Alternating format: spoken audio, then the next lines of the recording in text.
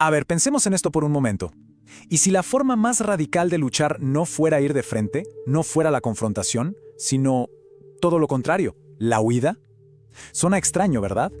Bueno, esta es la idea central y súper provocadora del filósofo italiano Franco Bifo Berardi.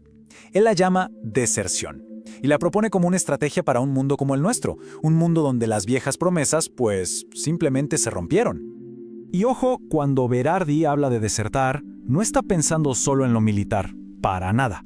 El concepto es mucho más amplio. Es su respuesta a lo que él llama, con bastante ironía, la paz del capitalismo. Una supuesta paz que, en su visión, ha creado nuevas formas de servidumbre, como la deuda o la precariedad laboral, y que ahora, además, parece estar abriéndole la puerta a un resurgimiento del autoritarismo. La idea entonces es simple pero potente: retirar nuestra energía de un sistema que ya no cumple. Esta es la gran pregunta que nos va a acompañar hoy. Y es una que nos obliga a cuestionarlo todo, ¿eh? O sea, ¿qué significa resistir cuando la confrontación directa, la protesta clásica, a veces parece que solo fortalece al sistema que se combate? Y si la verdadera revolución no es un choque frontal, sino más bien un éxodo silencioso. Muy bien, para poder entender por qué alguien propondría una idea tan radical como la deserción, primero tenemos que entender el diagnóstico. ¿De dónde viene todo esto? ¿Cuál es la herida que Berardi intenta señalar?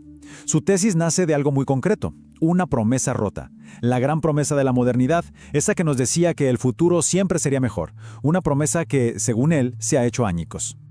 Como podemos ver en esta línea de tiempo, el cambio ha sido vertiginoso. Pasamos de una relativa estabilidad en la posguerra, con el Estado social que daba ciertas garantías, a la famosa revolución neoliberal de los 80, que empezó a privatizarlo todo y a desmantelar la solidaridad. Luego, la aceleración digital nos metió de cabeza en una economía precaria, hiperconectada, pero también muy solitaria. Y así llegamos al presente, un panorama de devastación ambiental y social que, para Berardi, se siente ya como algo irreversible. Berardi le pone un nombre a nuestra era: semiocapitalismo, y esta tabla lo resume perfecto. El activo principal ya no es la fuerza física, el músculo, sino nuestra mente, nuestra atención, nuestra energía nerviosa. Pensemos en cómo funcionan las redes sociales o en la vida de un freelancer siempre conectado. Es una explotación que funciona 24/7, sin las viejas regulaciones que antes protegían, y donde la riqueza, en vez de redistribuirse un poco, se concentra cada vez más. Ok, el sistema cambió, ¿de acuerdo? Pero ¿por qué no podemos simplemente luchar con las herramientas de siempre? Los sindicatos, las protestas en la calle, ¿el voto? Bueno, aquí es donde Berardi introduce su diagnóstico más sombrío: la impotencia de nuestra voluntad colectiva. Toda la modernidad se construyó sobre esta fe, que la voluntad humana, ya sea a través de la razón o de la revolución, podía moldear el futuro a su antojo. Berardi dice que hoy esa creencia es una ilusión. ¿De qué sirve la voluntad de todo un parlamento frente a los algoritmos que mueven los mercados globales en milisegundos? Él habla de automatismos tecnofinancieros que operan completamente fuera de cualquier control democrático. Y esta secuencia es clave para entender nuestro presente. La impotencia, dice Berardi, no nos lleva a la calma o a la resignación, sino a la humillación. Y la humillación es el combustible perfecto para la venganza. Es esta sed de venganza la que luego es canalizada por movimientos neoreaccionarios, que es la etapa final del ciclo. Lo vemos, por ejemplo, en el ascenso de figuras como Trump o Putin, que supieron capitalizar perfectamente ese resentimiento de poblaciones enteras que se sintieron abandonadas. Este ejemplo es quizá el más brutal y claro de todos. En 2015, el 62% del pueblo griego votó no a las políticas de austeridad que les imponían desde afuera. Una expresión democrática masiva, clarísima. Bueno, pues 48 horas después, su propio gobierno se rindió ante las presiones de los mercados financieros. Para Berardi, ese fue el momento en que la democracia murió, simbólicamente, en el mismo lugar donde había nacido.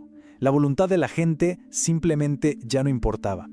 Entonces, si la voluntad es impotente y la confrontación directa solo alimenta la reacción, ¿estamos en un callejón sin salida? Pues no necesariamente. Y aquí es donde por fin llegamos al corazón de la propuesta de Berardi: la deserción, pero no como una rendición, sino como una estrategia consciente y radical. A ver, la clave para entender la deserción es esta: no es un acto pasivo. Es una acción deliberada. Es casi como un embargo. Se trata de quitarle al sistema el único combustible que realmente necesita para funcionar: nuestra participación, nuestra energía creativa y, sobre todo, nuestra fe en sus promesas. Dejar de alimentarlo. Y es fundamental que entendamos bien esta distinción. Desertar no es ser apático, no es encogerse de hombros y darse por vencido. Todo lo contrario, es una forma activa de decir no, una negativa a seguir siendo cómplice y, más importante aún, es un intento de empezar a construir una forma diferente de vivir al margen de las reglas del juego que nos imponen. Y aquí está la genialidad paradójica de la estrategia. En un sistema que se alimenta de nuestra reacción, que nos quiere enojados, protestando, pero siempre jugando en sus términos, el acto de aceptar nuestra impotencia y simplemente retirarnos del juego es algo para lo que no tiene respuesta. Es el arma que no puede confiscar, la protesta que no puede reprimir.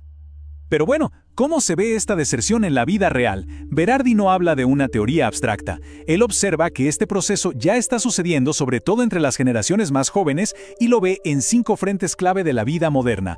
Y estos son los frentes. En el trabajo, lo vemos en fenómenos como la gran renuncia, gente que simplemente rechaza la precariedad y el agotamiento.